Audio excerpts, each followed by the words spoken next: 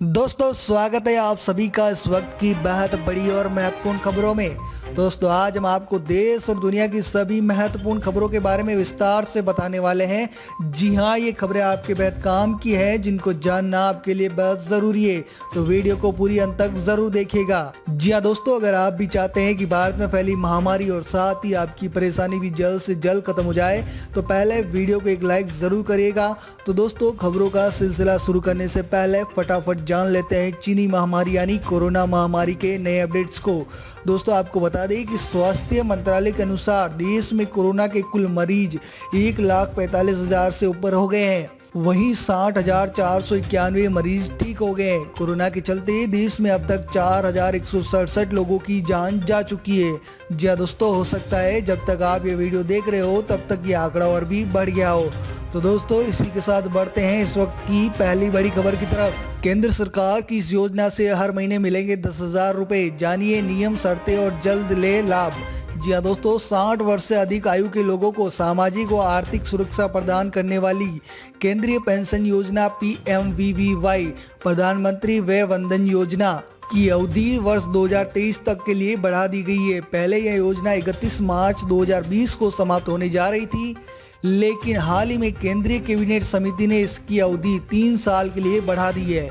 इसमें आवेदक को 10,000 रुपये तक की पेंशन मिलती है और इस योजना का संचालन एवं क्रियान्वयन मुख्य रूप से भारतीय जीवन बीमा निगम LIC द्वारा किया जाता है। आइए इस योजना के बारे में विस्तार से जानते हैं। आइए इस योजना के बारे में विस्तार से जानिए सब कुछ और इसका लाभ कैसे ले। योजना की अवधि बढ़ाने के साथ ही सरकार ने इसमें एक मुख्य बदलाव किया है। योजना के तहत हर महीने 1,000 रुपये की न्यूनतम पेंशन के लिए जो राशि प्रदान की जाती है उसमें 1,62,162 रुपये तक के न्यूनतम निवेश के नियम में संशोधन किया गया है। यह असल में केंद्र सरकार की योजना है जिसे LIC संचालित कर रहा है। यदि आपने इसका लाभ नहीं लिया है तो जल्द इसकी जानकारी ले और अप्लाई करें। जी हाँ दोस्तों, इसी के साथ बढ़ते हैं इस वक्त की अगली बड़ी खबर की तरफ। अगले 10 दिन में चलेगी 2,500 से अधिक ट्रेनें, 36 लाख लोगों को पहुंचाएंगे घर। जी हाँ दोस्तों, रेलवे की ओर से बड़ी खबर है।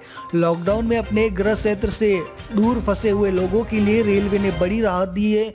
प्रवासियों को उनके गृह राज्य तक पहुंचाने के लिए रेलवे ने आज अहम फैसला लिया है। इसके चलते अब राज्य सरकारों की जरूरतों के अनुसार देश भर में अगले 10 दिनों में 2,600 अधिक श्रमिक स्पेशल ट्रेनों को चलाना तय किया गया है। इस पहल के चलते देश भर में फंसे हुए 36 लाख लोगों को उनके घर पहुँचाए जाने की उम्मीद है। जहाँ देश महामारी कोविड-19 से जूझ रहा है, वहीं भारतीय रेलवे इस महत्वपूर्ण समय में लगातार स्पेशल ट्रेनें चला रहा है। भारतीय रेलवे ने 1 मई 2020 से देश भर में श्रमिक स्पेशल ट्रेनों को चलाना शुरू किया था ताकि प्रवासियों, तीर्थ यात्रियों, पर्यटकों, छात्रों को अलग अलग स्थानों पर पहुंचाया जा सके।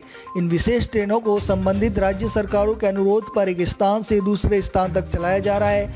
रेलवे और राज्य सरकारों ने इन श्रमिक स्पेशल के सफल संचालन के लिए वरिष्ठ अधिकारियों को नोडल अधिकारी नियुक्त किया गया है। जी हाँ दोस्तों, इसी के साथ बढ़ते हैं अगली बड़ी खबर की तरफ। लॉकडाउन के बीच इस बैंक ने खाताधारकों को दिया जोरदार झटका। ब्याज दर पर चलाई कैंची, ग्राहकों का मुनाफा हुआ कम। जी हाँ दोस्तों, लॉकडाउन के बीच जहां सभी अपनी आमदनी में हो रही कटौती से परेशान हैं, लोगों का कामकाज प्रभावित हो रहा है, लोग आर्थिक संकट से जूझ रहे हैं, तो वहीं बड़े प्राइवेट बैंक ने अपने खाताधारकों को जोरदार झटका दिया है। कोटक महिंद्रा बैंक ने बैंक की सेविंग इंटरेस्ट में कटौती की है।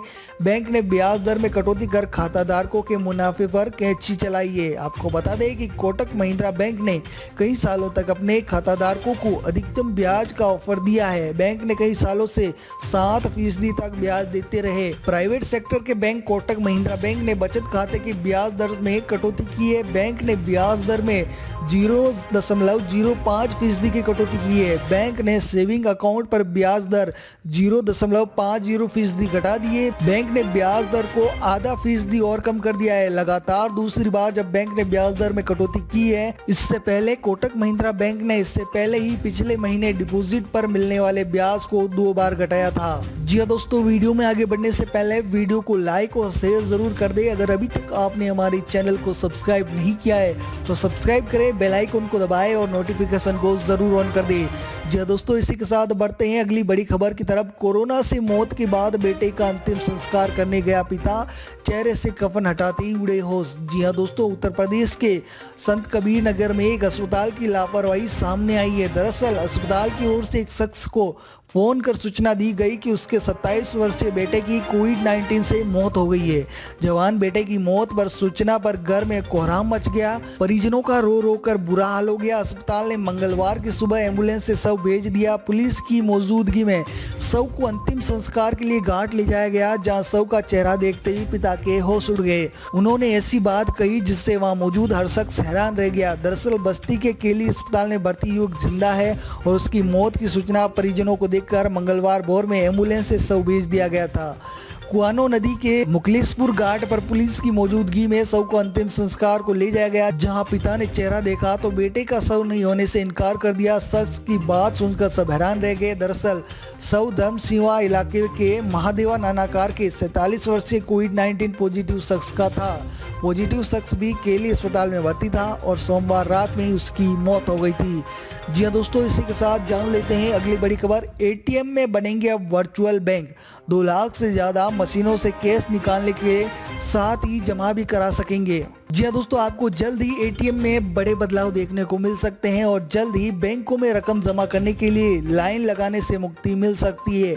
देश भर में 95% नई एटीएम मशीनों को लगाने का काम कंपनियों ने शुरू किया है।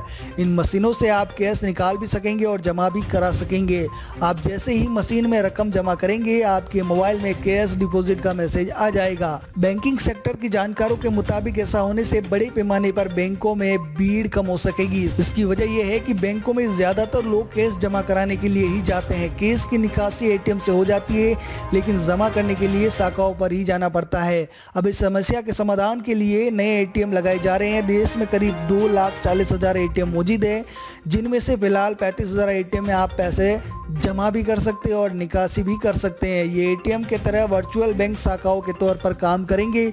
बता दें कि कोरोना के संकट की वजह से बैंकों की ओर से लगातार ग्राहकों को प्रोत्साहित किया जा रहा है कि वे शाखाओं पर आने की बजाय ऑनलाइन ट्रांजैक्शन करें और एटीएम से ही कैश की निकासी को प्राथमिकता दें। जी हाँ दोस्तों, इसी के साथ जान लेते हैं अगली बड़ी खबर। कोरोना संक्रमितों के मामले में दुनिया के टॉप 10 देशों में शामिल हुआ भारत।